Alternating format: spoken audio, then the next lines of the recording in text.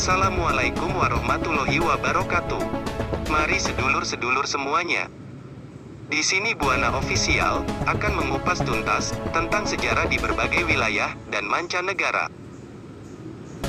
Tapi sebelum ke videonya, luangkan jarimu untuk menekan tombol subscribe dan loncengnya, biar tak ketinggalan videoku. Kalau sudah, oke kita lanjut. Sunan Gunung Jati atau Syarif Hidayatullah adalah satu-satunya wali yang menyebarkan agama Islam di Jawa Barat. Sunan Gunung Jati dilahirkan tahun 1448 Masehi. Ayahnya adalah Syarif Abdullah bin Nur Alam bin Jamaluddin Akbar, seorang mubalik dan musafir besar dari Gujarat, India, yang sangat dikenal sebagai Syekh Maulana Akbar bagi kaum sufi di tanah air.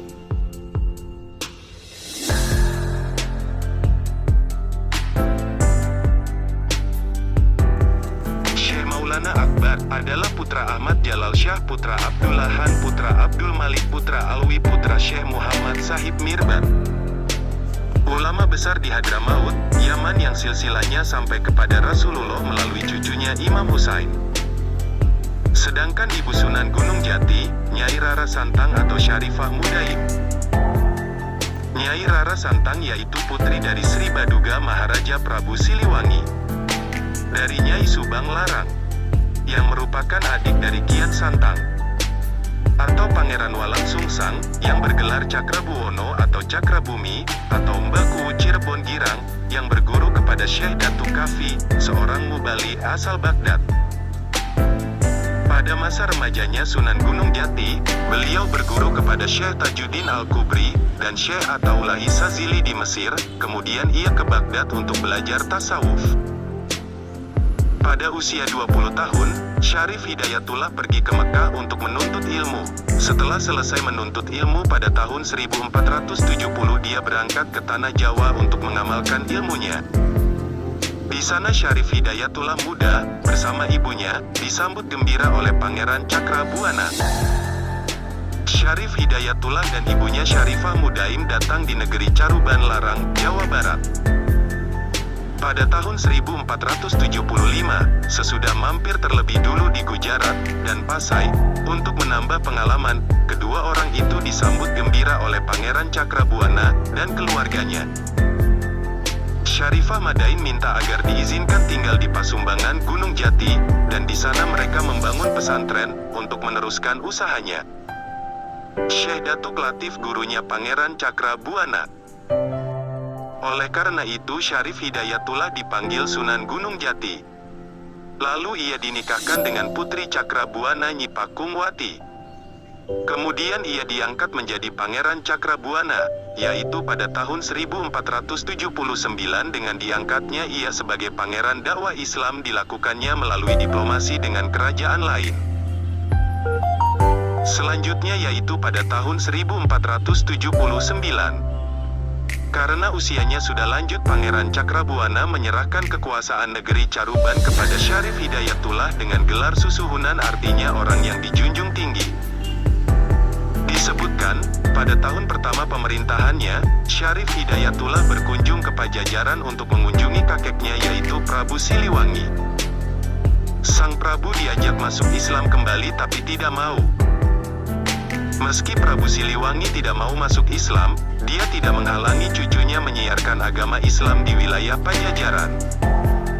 Syarif Hidayatullah kemudian melanjutkan perjalanan ke Serang. Penduduk Serang sudah ada yang masuk Islam dikarenakan banyaknya saudagar dari Arab dan Gujarat yang sering singgah ke tempat itu. Kedatangan Syarif Hidayatullah disambut baik oleh Adipati Banten. Bahkan Syarif Hidayatullah dijodohkan dengan putri Adipati Banten yang bernama Nyi Kawungten. Dari perkawinan inilah kemudian Syarif Hidayatullah dikaruniai putra dan putri yaitu Nyi Ratu Winaon dan Pangeran Sebakingking. Pada usia 89 tahun, Sunan Gunung Jati mundur dari jabatannya untuk hanya menekuni dakwah. Kekuasaan itu diserahkannya kepada Pangeran Pasarean. Pada tahun 1568 Sunan Gunung Jati wafat dalam usia 120 tahun, di Cirebon. Ia dimakamkan di daerah Gunung Sembung, Gunung Jati, sekitar 15 km sebelum kota Cirebon dari arah barat. Pada era Syarif Hidayatullah, atau lebih dikenal dengan gelar Sunan Gunung Jati, dapat dikatakan sebagai era keemasan perkembangan Islam di Cirebon, sebelum Syarif Hidayatullah. Cirebon dipimpin oleh Pangeran Cakrabuana. Pangeran Cakrabuana merupakan rintisan pemerintahan berdasarkan asas Islam, dan setelah Syarif Hidayatullah, pengaruh para penguasa Cirebon masih berlindung di balik kebesaran nama Syarif Hidayatullah. Dengan berdirinya kesultanan tersebut, Cirebon tidak lagi mengirim upeti kepada Pajajaran yang biasanya disalurkan lewat Kadipaten Galuh. Tindakan ini dianggap sebagai pembangkangan oleh Raja Pajajaran. Raja Pajajaran tak peduli siapa yang berdiri di balik Kesultanan Cirebon itu, maka dikirimkannya pasukan prajurit pilihan yang dipimpin oleh Ki Jagabaya. Tugas mereka adalah menangkap Sunan Gunung Jati yang dianggap lancang mengangkat diri sebagai raja tandingan Pajajaran. Tapi usaha ini tidak berhasil. Ki Jagabaya dan anak buahnya malah tidak kembali ke Pajajaran. Mereka masuk Islam dan menjadi pengikut Sunan Gunung Jati. Dengan bergabungnya prajurit dan perwira pilihan ke Cirebon, maka makin bertambah besarlah pengaruh Kesultanan Pakungwati. Daerah-daerah lain seperti Surantaka, Japura, Wanagiri, Telaga dan lain-lain menyatakan diri menjadi wilayah Kesultanan Cirebon. Lebih-lebih dengan diperluasnya pelabuhan Muara Jati, makin bertambah besarlah pengaruh Kesultanan Cirebon.